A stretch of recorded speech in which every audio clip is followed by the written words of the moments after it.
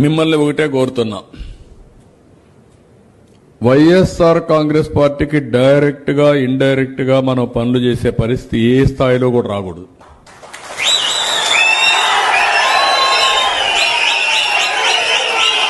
I'm very clear on this.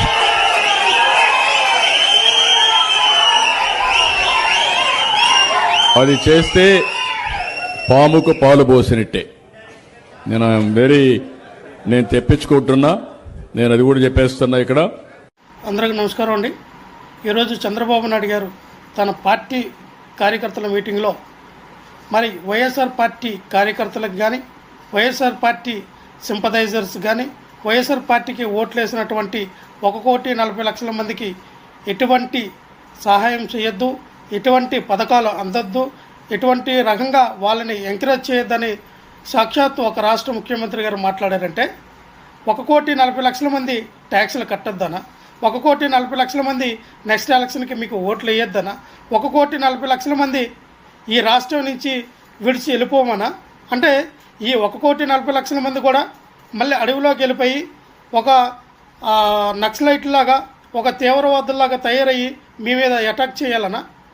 ఏంటంటే అది మీ గతంలో ఇటువంటి వాక్యం వల్ల కదా చాలామంది అడవులంటే వెళ్ళిపోయి అన్నంలాగా తయారయ్యి తర్వాత చాలా తీవ్రమైన పరిణామాలు ఏర్పడి. ఇటువంటి వాక్యాలు కరెక్ట్ కాదు. నారా చంద్రబాబు నాయుడు గారు ఒక రాష్ట్రానికి ఒక బాధ్యత గల సీఎంగా ఉన్నటువంటి వ్యక్తి మీరు. ఈ రోజున అటువంటి మాటలు కరెక్ట్ కాదు. ఆంధ్రప్రదేశ్ రాష్ట్రం మొత్తంలో ఉన్నటువంటి ప్రజలందరికీ కూడా సీఎం మీరు. మీకు ఓట్లు వేసిన వ్యక్తులకే సీఎం కాదు, అన్ని పార్టీల వారికి, అన్ని వర్గాల వారికి, అన్ని ప్రాంతాల వారికి, అన్ని భాషల వారికి, కుల మతాలకు అతీతంగా మీరు పరిపాలించాలి. అందరికీ మీ పరిపాలనలోని సంక్షేమ పథకాలు అందాలి. అంతేగాని నాకు ఓట్లు వేస్తేనే నేను మీకు పథకాలు ఇస్తాను, నాకు ఓట్లు వేయకపోతే పథకాలు ఇవ్వను, వైఎస్ఆర్ పార్టీ కార్యకర్తలకి మేము ఎటువంటి పథకాలు ఇవ్వము అని అంటే కరెక్ట్ కాదు. మీరు ఏమైనా ప్రమాణ స్వీకారం చేశారు? రాగద్వేషాలు లేకుండా నేను కులం చూడను, మతం చూడను, నేను ఏమి లేకుండా మంచి పరిపాలన అందిస్తానని కదా ప్రమాణ స్వీకారం చేస్తారు మీరు. మరి అటువంటప్పుడు ఒక భారత రాజ్యాంగబద్ధంగా గల ఒక ఉన్నతమైన పదవిలో ఉన్నటువంటి ఒక రాష్ట్ర సీఎం ఇటువంటి